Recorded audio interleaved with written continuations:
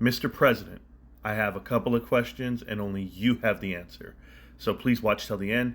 I want to talk about Jeffrey Epstein and this letter that was actually sent to Secretary Scott Bessent yesterday, believe it or not. So this letter goes out and has the real Epstein list for me personally. It's all about finance. But this comes from Ron Wyden, who happens to be a senator out of Oregon, and he's a ranking member of the Committee on Finance. So let's talk about it. I love the letter because it actually lists like everybody, right? It has Epstein, Maxwell, and then all his lawyers, and then you see everybody on here. I'll even show you the second page. And what they're asking for all the financial information, all the Treasury, as letters, everything, from Deborah Black, Leon Black, I love it, Black Family, Iselem Management. That's all Leon Black's companies, right? Everybody and family. But you see everybody else on this list. But I want to go back to the front page. These next ones are here: lawyer Darren, lawyer Richard, Larry Hare, lawyer Erica Keller-Halls. Those are all the lawyers of Epstein and everything. I read every single filing, guys. They're on everything. Wexler, you name it, they're all there. These guys are all the powers of attorney. And when he died, he left $588 million in a trust in the Virgin Islands.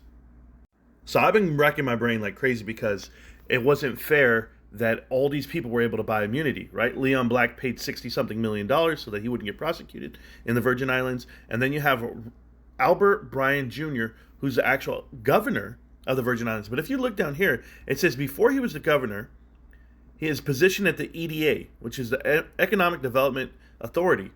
And it was crazy because I started reading up on these tax shelters that you allowed Epstein to save like $300 million, this gentleman here.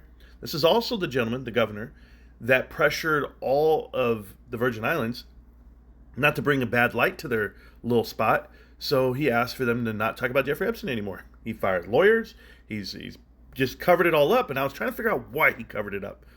But I kind of found the crumbs, and it got even deeper. So I went and checked out right here, Epstein's lawyer. That's his lawyer right there, Erica Keller-Halls. Now I see her. But when I went to the list, I didn't see someone else on this list.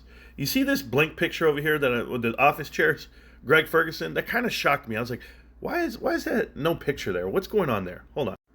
So Greg Ferguson is not on the list, right? And he should be on the list because here's my thing. He actually works out there in the Virgin Islands, and I found him on another list, and I want to explain it. He's on this list. Albert Bryan's transition team, when he actually became the governor, is right here, and that's Greg Ferguson. He's the economic regulation. He was on the transition team.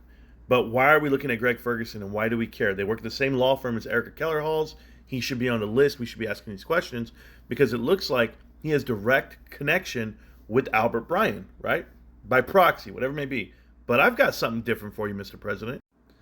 I went and looked up this company, Solomon, Blum, and Heyman, and I was trying to figure out, like, why are they allowed to do this? Why are they allowed to go to the Virgin Islands, give everyone immunity? Why are they the lawyers handling the estate? What does it matter? What's the cover? Then I had to go look up the address. 40 Wall Street, Manhattan, New York, New York. You might want to know about that one, Mr. President, because you know who's the landlord of that building? It says it right at the bottom. Do you see it? Donald J. Trump. See, it's pretty crazy, Mr. President, that you are the landlord of the law offices of Jeffrey Epstein. So someone's paying you some type of money. Or maybe you don't know about the valuations of this company and this lease. The one where you wrote off loans, you actually inflated the value of what it was, the building itself, versus the taxes that you paid on it. I got questions because everybody else has answers. Why is it that Jeffrey Epstein's lawyers, the ones that bought immunity for all of the Virgin Islands, all live in your building? Why is this possible? How is this possible? And why is no one really investigating you?